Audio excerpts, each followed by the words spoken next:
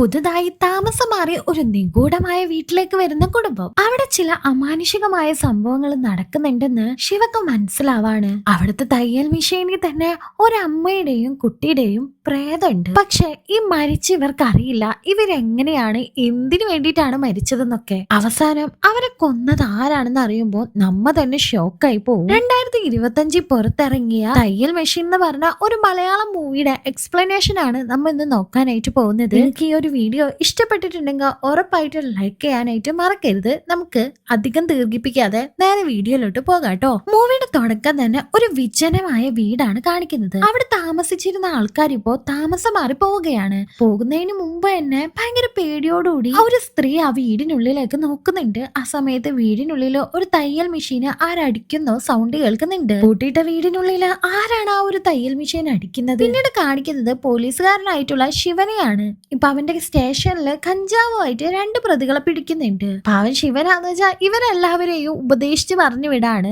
വേറുള്ള പോലീസുകാരെ തല്ലിയും ചതച്ചും കുത്തിയിട്ടും ഒക്കെയാണ് ഇവരെ ജയിലിൽ പിടിച്ചിടാറ്. എന്നാൽ ഇവരോട് ശിവൻ ഉപദേശിച്ച് പുറത്ത് വിട്ടോണ്ട് തന്നെ അവരിനി ആ ഒരു പണിക്ക് പോകില്ല എന്ന് വാക്ക് കൊടുത്തിട്ടാണ് പോകുന്നത്. അങ്ങനെ ഭയങ്കര സോഫ്റ്റ് മൈൻഡഡ് ആയിട്ടുള്ള ഒരാളായിരുന്നു ശിവൻ. എല്ലാവരെയും ഉപദേശിച്ച് അങ്ങോട്ട് വിടും. അങ്ങനെ ഇരിക്കലാണ് ശിവന് അവിടെ നിന്ന് ട്രാൻസ്ഫർ കിട്ടുന്നത്. ആക്ച്വലി ശിവൻ ഇങ്ങനെ തന്നെയാണ്. അവൻ ആത്മാർത്ഥമായി ഓരോ കേസുകൾ അന്വേഷിക്കും.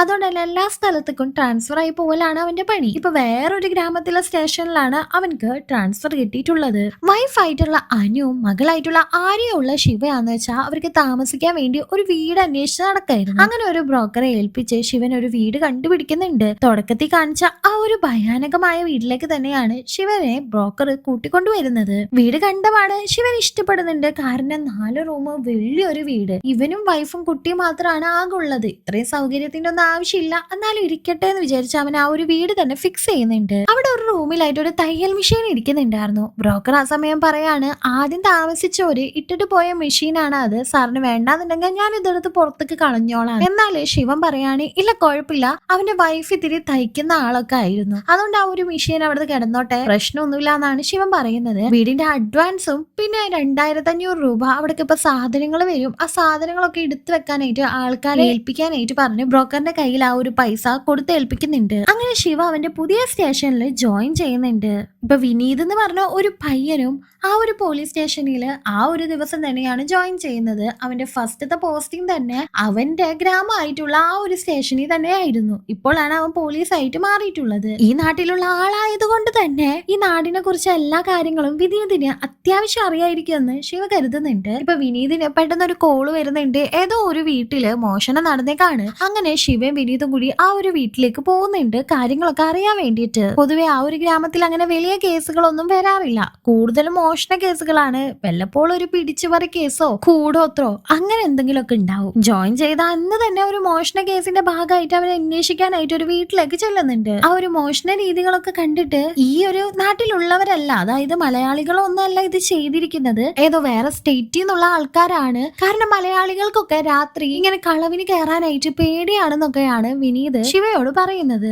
ഇതേ സമയം ഇപ്പൊ ശിവയുടെ വീട്ടിലാന്ന് വെച്ചാല് അവന്റെ സാധനങ്ങളൊക്കെ അവിടെ എത്തിയിട്ടുണ്ടായിരുന്നു. അത് ഇറക്കി വെക്കാനായിട്ട് ആൾക്കാർ അവിടേക്ക് വരുന്നുണ്ട്. 2 പേരാണ് അത് ഇറക്കി വെക്കാനായിട്ട് അവിടേക്ക് വന്നിട്ടുള്ളത്.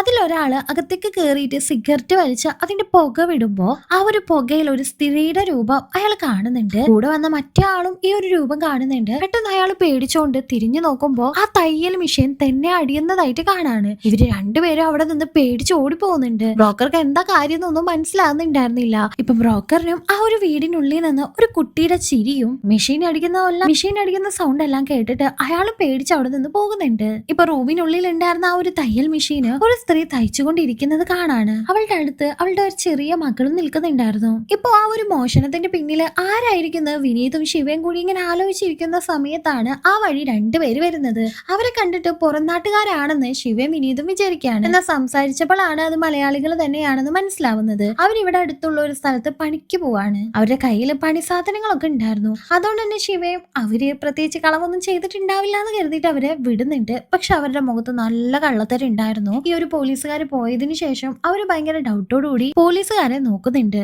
ഡ്യൂട്ടി കഴിഞ്ഞപ്പോ ശിവ വീട്ടിലേക്ക് തിരിച്ചെത്തുമ്പോഴേക്കും അയാളുടെ ഭാര്യയായിട്ടുള്ള അനുവും കുട്ടിയായിട്ടുള്ള ആര്യയും അവിടെ എത്തിയിട്ടുണ്ടായിരുന്നു. വീട്ടിലെ സാധനങ്ങളെല്ലാം അവര് 2 പേരും കൂടിയാണ് അടക്കി പറക്കി വെച്ചതെന്ന് അനു പറയുന്നുണ്ട്. അവള് വന്നപ്പോൾ വീട് തുറന്നിട്ടേക്കായിരുന്നു. അതുപോലെ സാധനങ്ങളെല്ലാം അലങ്കോലായിട്ട് വെച്ചിരിക്കുകയായിരുന്നു. ഇപ്പൊ ശിവ കുളിക്കാനായിട്ട് പോകുന്നുണ്ട്. ആ ഒരു സമയത്ത് ഒരു കുട്ടിയുടെ ചിരി കേൾക്കുന്നുണ്ട്. പക്ഷെ അത് തന്റെ മകള് ആനിയുടെ ചിരിയായിട്ട് തോന്നുന്നുണ്ടായിരുന്നില്ല.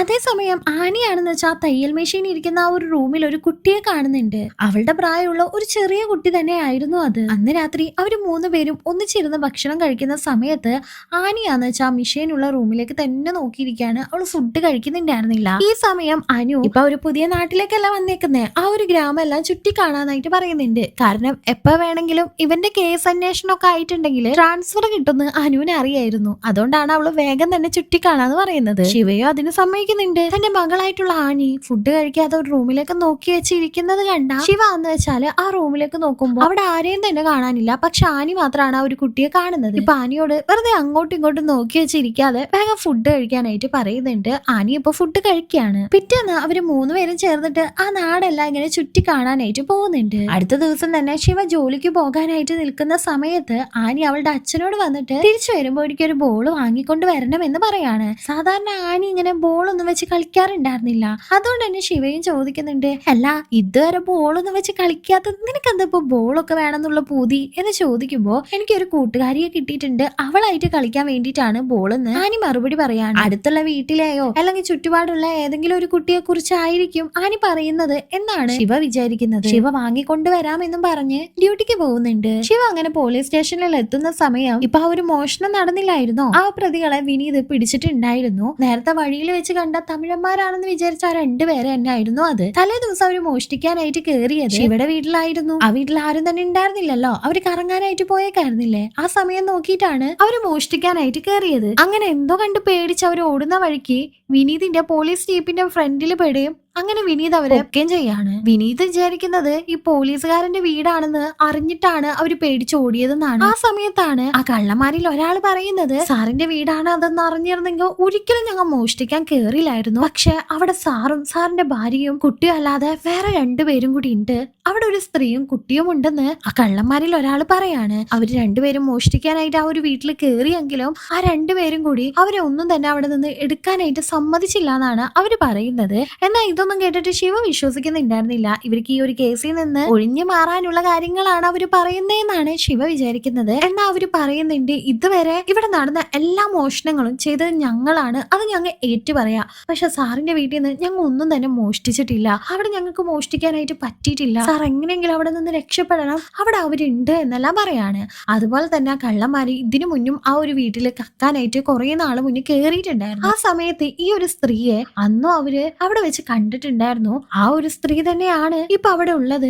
ആ വീട്ടില് മുന്നേ താമസിച്ചിരുന്ന ആൾക്കാര് തന്നെയായിരുന്നു. പക്ഷെ അന്ന് അവര് മോഷ്ടിക്കാൻ കയറിയ സമയത്ത് ആ ഒരു വീടിന്റെ ഉള്ളിൽ നിന്ന് ഒരു ഗ്ലൗസും മുഖം മൂടിക്കൊണ്ട് ഒരാള് ഇറങ്ങി പോകുന്നതായിട്ട് ആ കള്ളന്മാര് കണ്ടു എന്നും പറയുന്നുണ്ട്. നിങ്ങൾ ഇത് എന്തൊക്കെയാണ് പറയുന്നതെന്ന് ശിവ ചോദിക്കുമ്പോ അവിടെ എന്താണ് എക്സൈറ്റ് ആയിട്ട് നടന്നതെന്ന് വിശദമായിട്ട് തന്നെ കള്ളന്മാര് പറഞ്ഞു കൊടുക്കുന്നുണ്ട്. തലേ ദിവസം രാത്രി അവര് മോഷ്ടിക്കാൻ വേണ്ടി വീടിന്റെ വാതില് തുറക്കാനായിട്ട് നോക്കുമ്പോ ആ ഒരു വാതില് തനിയെ ഓപ്പൺ ആകുന്നുണ്ട്. വീടിനുള്ളിലേക്ക് കയറി അവര് സാധനങ്ങൾ എടുക്കാനായിട്ട് ശ്രമിക്കാണ്.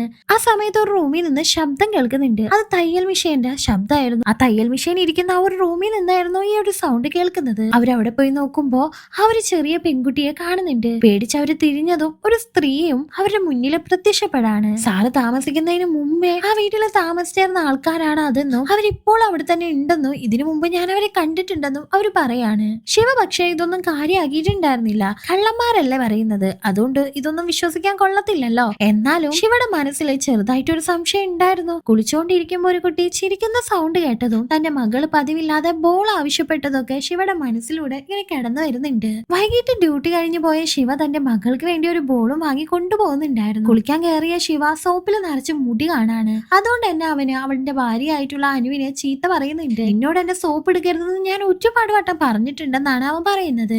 എന്നാൽ അനു പറയാണ്, പിന്നെ നിങ്ങളുടെ സോപ്പൊന്നും ഞങ്ങൾ എടുക്കാറില്ല, ഞങ്ങൾക്ക് എന്തിനാ നിങ്ങളെ സോപ്പെന്ന്. അതായത് അനു ആ ഒരു സോപ്പ് ഉപയോഗിച്ചിട്ടില്ല. പിന്നെ എങ്ങനെ അതിലും മുടി വന്നു? അവനക്ക് വീണ്ടും സംശയം തോന്നുന്നുണ്ട്. കുളി കഴിഞ്ഞ് ഇറങ്ങി വന്ന ശിവ കാണാണ് ആനി റൂമിലേക്ക് നോക്കി ആരോടോ സംസാരിക്കുന്നുണ്ടായിരുന്നു. അയാൾ അവിടേക്ക് ചെന്ന് നോക്കുമ്പോ അവിടെ ആരും തന്നെ ഉണ്ടായിരുന്നില്ല. ഇത് പറയാനായിട്ട് അനുവിന്റെ അടുത്തേക്ക് അവൻ പോകുന്നുണ്ട്. പക്ഷെ അനു പറയുന്നത്, എനിക്ക് തന്നെ ഈ വീട്ടിൽ ഒറ്റക്ക് നിന്നിട്ട് പ്രാന്ത് വരാ, ഒറ്റക്ക് സംസാരിക്കുകയൊക്കെ ചെയ്യുന്നുണ്ട്. അപ്പൊ മകൾക്കും പ്രാന്തൊക്കെ വരൂലേ? എത്ര നാളായി ഞാൻ അച്ഛനെ അമ്മേനെ ഇങ്ങോട്ട് കൊണ്ട് നിർത്താനായിട്ട് പറയുന്നേന്ന്. അനു ശിവനോട് അച്ഛനെ അമ്മനെ നാളെ തന്നെ തന്നെ വിളിച്ചു കൊണ്ടുവരാനായിട്ട് പറയുന്നുണ്ട്. ശിവ അതിനെ സമ്മതിക്കുന്നുണ്ട്. അന്ന് രാത്രി അവര് കിടക്കാൻ പോകുന്ന സമയത്ത് അനു പറയാണ്, ആ തയ്യൽ മെഷീൻ ഒന്ന് ശരിയാക്കി തരാമെന്ന് ഞാൻ നിങ്ങളോട് പറയാനായിട്ട് ഇരിക്കുകയായിരുന്നു. എല്ലാം അറിഞ്ഞു പിന്നെ ചെയ്തോളും. ആ മെഷീൻ ശരിയാക്കി വെച്ചല്ലോ, അതെന്തായാലും നന്നായി എന്ന് പറയാണ്. അത് കേട്ട് ശിവ ഒന്ന് ഞെട്ടി എണീക്കുന്നുണ്ട്. കാരണം അവൻ അത് ശരിയാക്കിയിട്ടുണ്ടായിരുന്നില്ല. ശരിയാക്ക പോയിട്ട് അതിന്റെ അടുത്തേക്ക് പോലും അവൻ പോയിട്ടുണ്ടായിരുന്നില്ല. അതുകൊണ്ട് തന്നെ അവനക്ക് ടെൻഷൻ ആവുന്നുണ്ട്. അവൻ സിഗരറ്റ് എടുത്ത് പുറത്തേക്ക് പോവാണ്.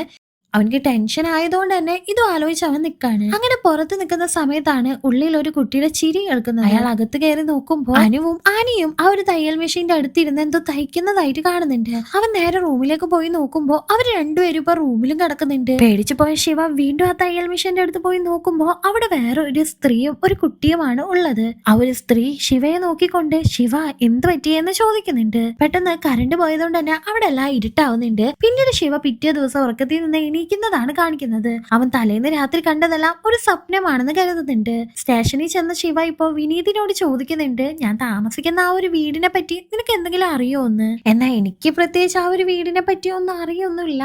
അവിടെ ഒരു അമ്മയും മകളുമാണ് താമസിച്ചുകൊണ്ടിരുന്നിരുന്നത്. അതിനുശേഷം ആ വീട് കുറെ നാൾ പൂട്ടിയിട്ടൊക്കെ ആയിരുന്നു.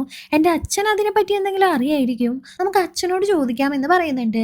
എന്നിട്ട് വിനീതിന്റെ വീട്ടിലേക്ക് രണ്ടുപേരായിട്ട് പോകാണ്. വിനീതിന്റെ അച്ഛനോട് ഇതിനെ പറ്റി ചോദിക്കുമ്പോ അച്ഛൻ പറയാണ്, ആ വീടിനെ പ്രത്യേകിച്ച് പ്രശ്നമൊന്നുമില്ല, നാട്ടുകാരെന്തോ പറഞ്ഞുണ്ടാക്കുന്നതൊക്കെയാണ്. അവിടെ മുന്നേ താമസിച്ചിരുന്ന ആൾക്കാർക്ക് ഭയങ്കര പേടിയായിട്ട് തന്നെയാണ് അവരവിടെ നിന്ന് പോയത്. എന്തോ മാനുഷികമായ സംഭവങ്ങളൊക്കെ അവിടെ നടക്കുന്നുണ്ട്. പക്ഷെ എന്താണെന്ന് ആർക്കും മനസ്സിലാവുന്നില്ല.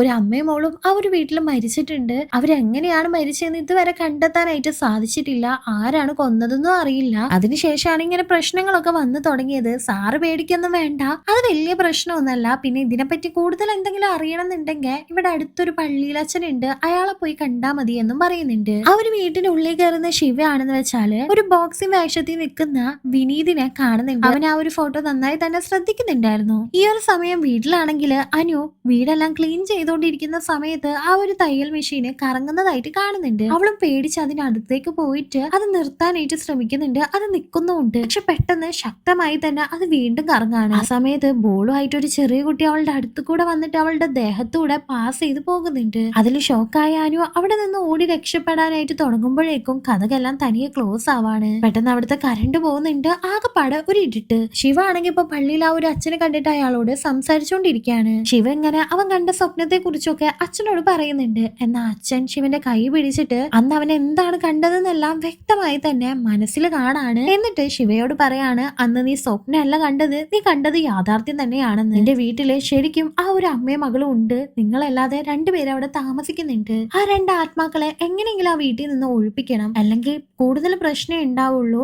ഞാൻ അതിന്റെ ഓണേഴ്സിനോട് പറഞ്ഞിട്ടുണ്ടായിരുന്നു ആ ഒരു മെഷീൻ അവിടെ നിന്ന് മാറ്റണമെന്ന്. ആ ഒരു മെഷീൻ അവിടെ ഉള്ളിടത്തോളം കാലം വലിയ പ്രശ്നമാണ്. അതുകൊണ്ട് നിന്റെ ഭാര്യയും മകളും അറിയാതെ ഇന്ന് രാത്രി തന്നെ ആ ഒരു മെഷീൻ മാറ്റിയിടണം എന്ന് പറയാണ്. അന്ന് രാത്രി അച്ഛൻ പറഞ്ഞ പ്രകാരം ആ ഒരു തയ്യൽ മെഷീൻ അവിടെ നിന്ന് മാറ്റാനായിട്ട് വിനീതും ശിവയും കൂടി ശ്രമിക്കുന്നുണ്ട്. അനു ഉറങ്ങിക്കിടക്കുന്ന സമയം നോക്കിയിട്ടാണ് അവരത് ചെയ്യുന്നത്. പുറത്തു നിൽക്കുന്ന ഒരു ചെറിയ പെട്ടി ഓട്ടോയിൽ അവർ ആ ഒരു മെഷീൻ കയറ്റി വെച്ചതിന് ശേഷം അവരെന്തോ സംസാരിച്ചുകൊണ്ടിരിക്കുകയായിരുന്നു. പിന്നീട് തിരിഞ്ഞു നോക്കുമ്പോ ആ ഒരു മെഷീൻ ഓട്ടോയിൽ കാണാനില്ല. വീടിനുള്ളിൽ നിന്ന് അത് കറങ്ങുന്ന സൗണ്ട് കേൾക്കുന്നുണ്ട്. അവര് പോയി നോക്കുമ്പോ ആ ഒരു മെഷീൻ ആ റൂമിൽ തന്നെ ഇരുന്ന് ഇപ്പൊ കറങ്ങിക്കൊണ്ടേയിരിക്കുകയാണ്, തന്നെ കറങ്ങിക്കൊണ്ടിരിക്കുകയാണ്. ഇത് കണ്ട വിനീത് അവിടെ നിന്ന് പേടിച്ച് ഓടുന്നുണ്ട്. പിറ്റേ ദിവസം സ്റ്റേഷനിലേക്ക് വന്ന വിനീതാണ് അമ്പലത്തിലൊക്കെ പോയി പൂജിച്ച് എന്തോ ചരടൊക്കെ കയ്യിൽ കെട്ടിയിട്ടാണ് വന്നത്. അവൻ കെട്ട മാത്രമല്ല ശിവക്ക് വേണ്ടിയിട്ട് ഒരു ചരട് കൊണ്ടുവന്നിട്ടും ഉണ്ടായിരുന്നു. ശിവയെ അത് കയ്യിൽ കെട്ടുന്നുണ്ട്. എന്തായാലും ശരി, ഇനി എന്റെ പണി പോയാലും ശരി വിനീത് ആ ഒരു വീട്ടിലേക്ക് വരില്ല എന്ന് ശിവനോട് തറപ്പിച്ചു പറയുന്നുണ്ട്. പിറ്റേ ദിവസം ശിവയും വിനീതും വീണ്ടും ആ ഒരു പള്ളി പോയിട്ട് കാര്യങ്ങളൊക്കെ പറയുന്നുണ്ട്. വൈഫിനെയും കുട്ടിയെയും ഒറ്റയ്ക്ക് വിട്ടിട്ട് തൽക്കാലം നീ അവിടേക്ക് പോകണ്ട, ഞാൻ ഉടനെ തന്നെ അവിടേക്ക് എത്താമെന്നും പള്ളിയിൽ അച്ഛൻ പറയുന്നുണ്ട്. ശിവ ഇപ്പൊ ആ ഒരു വീടിന്റെ നിഗൂഢതകള് അന്വേഷിച്ച് നടക്കാണ്. ആ ഒരു കൊച്ചിനെയും അമ്മയെയും പറ്റി അവൻ അന്വേഷിക്കുന്നുണ്ട്. അങ്ങനെ അവസാനം ആ ഒരു അന്വേഷണം എത്തുന്നത് ഒരു ഡോക്ടർ അടുത്തേക്കാണ്. ആ ഒരു ഡോക്ടർ പറയാണ്, ഈ ഒരു കൊലപാതകം നടത്തിയ ആള് സീരിയൽ കില്ലർ ഒന്നും അല്ല. കാരണം എന്താന്ന് വെച്ചാൽ സീരിയൽ കില്ലർ ആണെങ്കിൽ ഈ സെയിം പാറ്റേണിലുള്ള കൊലപാതകം വീണ്ടും നടക്കേണ്ടതായിരുന്നു. അങ്ങനെ ഒരു കൊലപാതകം നടന്നിട്ടില്ല. ഇത് ആ ഒരു പെണ്ണിനെ ആത്മാർത്ഥമായി കൂടുതൽ സ്നേഹിച്ച ആരോ ആണ് ചെയ്തിട്ടുള്ളത്. ഒന്നില്ലെങ്കിൽ തനിക്ക് കിട്ടാത്തത് വേറെ ആർക്കും കിട്ടണ്ടെന്നുള്ള പ്രതികാരം കൊണ്ട്, എല്ലാന്നുണ്ടെങ്കിൽ താൻ സ്നേഹിച്ച ആ ഒരു ആളോട് അത്രയും ദേഷ്യം തോന്നിയിട്ടുള്ളത് കൊണ്ടാണ് ഈ ഒരു കൊലപാതകം അയാൾ ചെയ്തിട്ടുള്ളത്. ചിലപ്പോ ഈ ഒരു കൊലപാതകം ചെയ്തതിന് ശേഷം അയാള് സ്വന്തം ആത്മഹത്യ ചെയ്ത് മരിച്ചിട്ടുണ്ടാവാം. അയാൾ ഇപ്പൊ ജീവനോട് ഉണ്ടോന്ന് പോലും നമുക്ക് പറയാനായിട്ട് പറ്റില്ല. ഇത് ശരിക്കും ഒരു ഒരു റിവെഞ്ച് മർഡർ ആണെന്ന് ഒരു ഡോക്ടർ പറയുന്നുണ്ട്. അന്ന് വൈകിട്ട് വിനീതും ശിവയും ഒന്നിച്ചാണ് ശിവയുടെ വീട്ടിലേക്ക് വരുന്നത്. ഇപ്പൊ ആനിയുടെ കൂടെ അവര് രണ്ടുപേരും ബോൾ എടുത്തു വെച്ച് കളിക്കായിരുന്നു. ആ ഒരു സമയം വേറെ ഒരു ബോളിന്റെ ഒച്ച കൂടി മെഷീൻ ഇട്ടിരിക്കുന്ന റൂമിൽ നിന്ന് കേൾക്കുന്നുണ്ട്. അവിടെ പോയി നോക്കുമ്പോ വേറൊരു കൊച്ചു ബോളുമായിട്ട് കളിക്കുന്നതായിട്ട് കാണാണ്. പേടിച്ചു പോയ അവരും അനു എവിടെയെന്ന് നോക്കാനായിട്ട് അടുക്കളയിലേക്ക് പോകുന്നുണ്ട്. ആ സമയത്താണ് ഞെട്ടിക്കുന്ന ഒരു കാഴ്ച അവര് കാണുന്നത്. അനുവിന്റെ ശരീരത്തിനകത്തേക്ക് ആ ഒരു സ്ത്രീ കയറുന്നതും പിന്നെ പുറത്തേക്ക് വരുന്നതും പിന്നീട് അകത്തേക്ക് കയറുന്നതും ഒക്കെ കാണാണ്. തന്റെ ഭാര്യയുടെ ശരീരത്തിലേക്ക് ആ ഒരു ആത്മാവ് കയറിയിരിക്കുന്നതാണെന്ന് മനസ്സിലാക്കിയ ശിവ വല്ലാതെ ടെൻഷൻ ആവുന്നുണ്ട്. എന്ത് ചെയ്യണമെന്ന് അറിയാതെ അവര് പരസ്പരം ഇങ്ങനെ ആലോചിച്ച് നിൽക്കുന്ന സമയത്ത് കിച്ചണിൽ നിന്ന് അനു പുറത്തേക്ക് ഇറങ്ങി വരുന്നുണ്ട്. വിനീതിന്റെ കണ്ണിലൂടെ നോക്കുമ്പോ അത് ആ ഒരു ആത്മാവായിട്ടുള്ള സ്ത്രീയില്ലേ, അവളുടെ രൂപം തന്നെ ആയിരുന്നു. അനു ആണെങ്കിൽ ഇപ്പൊ വന്നിട്ട് അവരുടെ കയ്യിൽ ഈ ചരട് കണ്ടിട്ട് എന്തിനാ ഇപ്പൊ ചരടൊക്കെ കെട്ടിയിരിക്കുന്നത്, അത് അഴിച്ചു കളയെന്ന് പറഞ്ഞ് ശിവയുടെ കയ്യിലുള്ള ചരട് അഴിക്കാനായിട്ട് നോക്കുന്നുണ്ട്. പക്ഷെ അതിൽ തൊട്ടത് അവൾക്ക് ഷോക്ക് അടിച്ച പോലെ അവള് പിന്നിലേക്ക് പോകാണ്. ആ ഷോക്ക് ഏറ്റതുകൊണ്ട് തന്നെ അവള് ബോധം കെട്ട് വീഴുന്നുണ്ട്. ശിവ അവളെ ബെഡിൽ കൊണ്ടുപോയി കിടത്താണ്. അനുവിനെ എഴുന്നേൽപ്പിക്കാനായിട്ട് നോക്കുന്ന തന്ത്രപ്പാടിനിടയില് ആനിയുടെ കരച്ചിൽ കേട്ട് അവര് ആനിയുള്ള സ്ഥലത്തേക്ക് പോകാണ്. ആനിയെ ഇപ്പൊ ആ ഒരു ആത്മാവ് ഒരു റൂമിനുള്ളിൽ പൂട്ടിയിട്ടിരിക്കുകയാണ്. ആനിയെ പുറത്തിറക്കാൻ ശ്രമിക്കുന്നതിന്റെ ഇടയിലാണ് പള്ളിയിൽ അച്ഛൻ ഇപ്പോൾ അവിടേക്ക് വരുന്നത്. ഇപ്പൊ പള്ളിയിൽ അച്ഛനും ഒരുപാട് പ്രാർത്ഥനകളൊക്കെ ചെയ്ത് ആനി കിടക്കുന്ന ആ ഒരു റൂം തുറക്കുന്നുണ്ട്. എന്നിട്ട് ആനിയെ രക്ഷിക്കാണ്. ഇപ്പൊ അനു കിടക്കുന്ന റൂമിൽ നിന്ന് ശബ്ദം കേട്ട് അവർ അവിടേക്ക് പോകുന്നുണ്ട്. ഈ അച്ഛൻ വീണ്ടും പ്രാർത്ഥനകളെല്ലാം ചൊല്ലി അനുവിന്റെ ദേഹത്ത് നിന്ന് ആ ഒരു സ്ത്രീയെ പുറത്തിറക്കാണ്. എന്നിട്ട് നീ ദൈവത്തിന്റെ അടുത്തേക്ക് പോകേണ്ട സമയമായെന്നും ഇങ്ങനെ മരിച്ചുപോയ നീ ഒരാളുടെ ശരീരത്തിൽ കയറിയിരിക്കുന്നത് ശരിയല്ല എന്നൊക്കെ ആ ഒരു അച്ഛൻ പറയുന്നുണ്ട്. എന്തിനാണ് മരിച്ചതെന്നോ എങ്ങനെയാണോ മരിച്ചതെന്നോ അറിയാതെയാണ് ഞാൻ നിൽക്കുന്നത്, അതറിയാതെ ഞാൻ പോകില്ല എന്ന് പറയാണ്. ഇപ്പൊ അച്ഛൻ അവൾക്ക് എന്താണ് സംഭവിച്ചതെന്ന് അവളുടെ കൈ പിടിച്ച് നോക്കുന്നുണ്ട്. ആ ഒരു ദിവസം രാത്രി തയ്ച്ചുകൊണ്ടിരിക്കുന്ന ഈ ഒരു സ്ത്രീയുടെ ബാക്കിലൂടെ ആരോ മുഖംമൂടിയും കയ്യിൽ ഒരു ഗ്ലൗസും ഇട്ട് തലക്കടിച്ച് കൊല്ലുകയായിരുന്നു. മുഖംമൂടിയും ഗ്ലൗസും ധരിച്ച ആ ഒരു വ്യക്തി ആരാണെന്ന് ഈ സ്ത്രീക്കും അവളുടെ മകൾക്കും അറിയില്ല. അത് ആരാണെന്ന് കണ്ടെത്തണമെന്നും അതറിഞ്ഞാൽ മാത്രമേ ആത്മാവ് വിട്ടു പോവുകയുള്ളൂ എന്നും പറയുന്നുണ്ട്. എന്നാൽ ഈ ഒരു പ്രേതത്തിന്റെ കഥയൊന്നും കേൾക്കാതെ ഫാദർ ആ ഒരു പ്രേതത്തെ ഒഴിപ്പിക്കാൻ വേണ്ടി ശ്രമിച്ചുകൊണ്ടിരിക്കുകയാണ്. പക്ഷെ ആ ഒരു ആത്മാവ് അനുവിന്റെ ശരീരത്തിൽ നിന്ന് ഇറങ്ങിയതിനു ശേഷം നേരെ ആ ഒരു തയ്യൽ മെഷീന്റെ ഉള്ളിലേക്ക് തന്നെയാണ് കയറുന്നത്. ഫാദർ വീണ്ടും കുറെ പ്രാർത്ഥനകളൊക്കെ നടത്തി ആ ഒരു ആത്മാവുള്ള തയ്യൽ മെഷീന്റെ ഉള്ളിൽ നിന്ന് പുറത്തിറക്കാനായിട്ട് ശ്രമിക്കുന്നുണ്ട്. പക്ഷെ അത് നടക്കുന്നില്ല. അവസാനം ആ ഒരു പള്ളിയിൽ അച്ഛൻ ആ മെഷീനെ പാർട്ടാക്കിയതിനു ശേഷം വിനീതിനോട് ഒരു പുഴയിൽ കൊണ്ടുപോയി ഒഴുക്കി കളയാനായിട്ട് പറയുന്നുണ്ട്. അങ്ങനെ ഒരുപാട് പാടുപെട്ട് വിനീത് ആ ഒരു തയ്യൽ മെഷീന് പുഴയിൽ കൊണ്ടുപോയി ഒഴുക്കി കളയുന്നുണ്ട്. വിനീത് പോയ സമയത്ത് അച്ഛന്റെ കൂടെയുള്ള കപ്പ്യാരാന്ന് വെച്ചാല് എന്തോ ഒരു രഹസ്യം അച്ഛനോട് പറയുന്നുണ്ട്. അതിപ്പോ അച്ഛൻ ശിവനോട് വന്ന് പറയാണ്, ശിവന്റെ കൂടെയുള്ള വിനീതിനെ ഒന്ന് ശ്രദ്ധിക്കണമെന്നും അവൻക്ക് ഈ ഒരു വീടായിട്ട് നല്ല ബന്ധം ഉണ്ടായിരുന്നു, അവനെ ഒന്ന് സൂക്ഷിച്ചേ പറ്റൂന്നൊക്കെ ആ ഒരു അച്ഛൻ പറയുന്നുണ്ട്. ആത്മാവ് തൽക്കാലം പോയിട്ടുണ്ടെങ്കിലും ഇനിയും പ്രശ്നങ്ങൾ ഉണ്ടാകാം. പൂർണ്ണമായിട്ട് ആ ഒരു ആത്മാവ് ഇവിടെ നിന്ന് പോകണമെങ്കിൽ ആ സ്ത്രീയെ കൊന്നത് ആരാണെന്ന് ശിവ കണ്ടെത്തണമായിരുന്നു. ശിവ പിന്നീടാന്ന് വെച്ചാൽ അതിന്റെ പിന്നാലെയായിരുന്നു. യഥാർത്ഥ കൊലയാളി ആരാണെന്ന് കണ്ടെത്താനുള്ള ശ്രമത്തിലായിരുന്നു. അങ്ങനെ കുറെ നേരം ശിവ ആലോചിച്ചിരിക്കുന്ന സമയത്ത് ആ കള്ളന്മാര് പറഞ്ഞ കാര്യങ്ങളൊക്കെ അവനക്ക് ഓർമ്മ വരുന്നുണ്ട്. അവരിവിടെ മോഷ്ടിക്കാനായി കയറിയ സമയത്ത് ബോക്സിംഗ് ഗ്ലൗസും മുഖം മൂടിയിട്ട ഒരാളായിരുന്നു ആ വീട്ടിൽ നിന്ന് ഇറങ്ങിപ്പോയത്. അന്ന് രാത്രിയായിരുന്നു ആ ഒരു കൊലപാതകം നടന്നത്. വിനീതിന്റെ വീട്ടിലേക്ക് പോയ സമയം അവന്റെ ബോക്സിംഗ് ഗ്ലൗസ് ഒക്കെ ധരിച്ചിരിക്കുന്ന ഒരു ഫോട്ടോ ശിവ ശ്രദ്ധിച്ചിട്ടുണ്ടായിരുന്നല്ലോ. അതുകൊണ്ട് തൽക്കാലം ഇപ്പൊ വിനീത് അറിയാതെ തന്നെ അവന്റെ വീട്ടിൽ പോയിട്ട് അന്വേഷിക്കാമെന്ന് കരുതി ആ രാത്രി തന്നെ ശിവ ആ വീട്ടിലേക്ക് പോകുന്നുണ്ട്. വിനീത് തിരിച്ച് വീട്ടിലേക്ക് എത്തുമ്പോ തന്റെ വീട്ടിൽ നിൽക്കുന്ന ശിവയെ കണ്ട വിനീത് മനസ്സിലാക്കുന്നുണ്ട് കാര്യങ്ങളെല്ലാം അവൻ കണ്ടെത്തി എന്ന്. അങ്ങനെ വിനീത് ബാക്കിലൂടെ വന്ന് ശിവയെ അടിക്കുകയാണ്. അങ്ങോട്ടും ഇങ്ങോട്ടും വലിയൊരു ഫൈറ്റ് തന്നെ അവിടെ നടക്കുന്നുണ്ട്. അവസാനം എങ്ങനെയൊക്കെ ശിവ വിനീതിനെ അടിച്ചിടുന്നുണ്ട്. ആ സമയത്ത് വിനീതിന്റെ അച്ഛൻ അവിടെ വന്നിട്ട് എന്തിനാണ് എന്റെ മകനെ തല്ലതെന്ന് ചോദിക്കാണ്. കാര്യങ്ങളൊക്കെ അച്ഛനോടും ശിവ പറയുന്നുണ്ട്. അവൻ ഇങ്ങനെയൊന്നും ചെയ്യില്ല, അവൻ എന്റെ മകനാണെന്ന് ആ ഒരു അച്ഛൻ പറയാണ്. പക്ഷെ വിനീത് ആ സമയം ചിരിച്ചുകൊണ്ട് പറയാണ്, ഞാൻ തന്നെയാണ് അവരെ കൊന്നതെന്ന്. ഇത് വിനീത് പറഞ്ഞതും ആ ഒരു സ്ഥലത്ത് ഇപ്പോ ആ ഒരു സ്ത്രീയും കുട്ടിയും പ്രത്യക്ഷപ്പെടുന്നുണ്ട്. ആദ്യം തന്നെ വിനീത് അവരെ കണ്ട് പേടിക്കുന്നുണ്ടെങ്കിലും പിന്നീട് അവൻ ചിരിച്ചുകൊണ്ട് ചോദിക്കാണ്, നിന്നെ ഞാൻ കൊന്നത് എന്തിനാണെന്ന് നിനക്ക് അറിയോ എന്ന്. എന്നിട്ട് ആ ഒരു ഫ്ലാഷ് ബാക്കിലേക്ക് പോകാണ്. വിനീതിന് ശരിക്കും ഈ ഒരു സ്ത്രീയെ ഭയങ്കര ഇഷ്ടമായിരുന്നു. പല കമ്മിറ്റികളിലും ഉണ്ടായിരുന്ന വിനീത് പല വീടുകളിലും കയറി ഇറങ്ങുമായിരുന്നു. അങ്ങനെ ഇരിക്കെ ഒരു ദിവസം ആ വീട്ടിൽ താമസിക്കുന്ന ആ സ്ത്രീയുടെ വീട്ടിലേക്ക് അവൻ വരുന്നുണ്ട്. ഭർത്താവില്ലാത്ത സ്ത്രീ ആയിരുന്നു, അവൾക്ക് ഒരു മകള് മാത്രമാണ് ഉള്ളത്. ഫസ്റ്റ് നോട്ടത്തിൽ തന്നെ വിനീതിന് അവളെ ഒരുപാട് ഇഷ്ടപ്പെടുന്നുണ്ട്. പിന്നീട് പലയിടങ്ങളിൽ വെച്ചിട്ട് വിനീത് അവളെ കണ്ടിട്ടുണ്ട്. അവളെ ഫോളോ ചെയ്യാനായിട്ട് തുടങ്ങാണ്. അവളുടെ ഓരോ പ്രവർത്തനങ്ങളും അവൻ നിരീക്ഷിച്ചുകൊണ്ടിരിക്കുകയാണ്. അവന്റെ മനസ്സിൽ അവളോട് അത്രയധികം ഇഷ്ടമായിരുന്നു. എന്നാൽ അവൾക്ക് അതൊന്നും തന്നെ അറിയില്ലായിരുന്നു. ഒരു ദിവസം അവളെ കാണാൻ വേണ്ടി വിനീത് അവളുടെ വീട്ടിലേക്ക് വരുന്നുണ്ട്. പുറത്താരെയും കാണാത്തോണ്ട് തന്നെ അവൻ അകത്തേക്ക് കയറാണ്. ആ സമയത്ത് ആ പെണ്ണ് കുളിച്ചിറങ്ങിയിരിക്കുകയായിരുന്നു. ആ ഒരു സൗന്ദര്യം കണ്ട് അവൻ അവളെ മതിമറന്ന് നോക്കിക്കൊണ്ടിരിക്കുകയാണ്. അനുവാദം ഇല്ലാതെ അകത്തേക്ക് കയറി വന്ന ഒരാളെ കണ്ടിട്ട് അവൾക്ക് ദേഷ്യം വരുന്നുണ്ട്. അവനെ പിടിച്ച് പുറത്താക്കാണ്. അവൻ സൗന്ദര്യത്തിൽ അങ്ങനെ ലയിച്ചിരിക്കുന്നത് കണ്ട് അവൾക്ക് ദേഷ്യം വന്നതുകൊണ്ട് തന്നെ അവന്റെ മുഖത്തിട്ടൊന്ന് കൊടുക്കുന്നുണ്ട്. എന്നിട്ട് അവനെ പുറത്താക്കിക്കൊണ്ട് വാതില് കൊട്ടി അടയ്ക്കാണ്.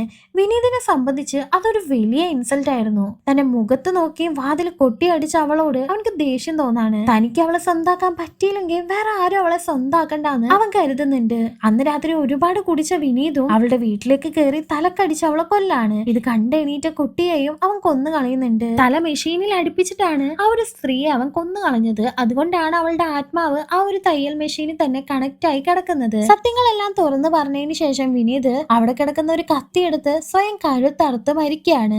അത് കണ്ടു നിന്ന ആ ഒരു സ്ത്രീയും കുഞ്ഞും അവിടെ നിന്ന് അപ്രത്യക്ഷമായി പോവാണ്. ഇപ്പൊ പുഴയിൽ ഒഴുക്കിയിരിക്കുന്ന ആ ഒരു മെഷീന്റെ പാർട്ടെല്ലാം ഒന്നാവുന്നുണ്ട്. എന്നിട്ട് പൂർണ്ണമായിട്ട് അതൊരു തയ്യൽ മെഷീനായിട്ട് മാറാണ്. ആ വഴി വരുന്ന ഒരു പെട്ടി ഓട്ടോയിൽ ആ തയ്യൽ മെഷീൻ കയറി എങ്ങോട്ടോ പോവാണ്. ഇവിടെ വെച്ചിട്ട് ഈ ഒരു മൂവി അവസാനിക്കാണ്. നിങ്ങൾക്ക് ഈ ഒരു മൂവി ഇഷ്ടപ്പെട്ടിട്ടുണ്ടെങ്കിൽ ഉറപ്പായിട്ടും ലൈക്ക് ചെയ്യാനായിട്ട് മറക്കണ്ട കേട്ടോ. Thank you.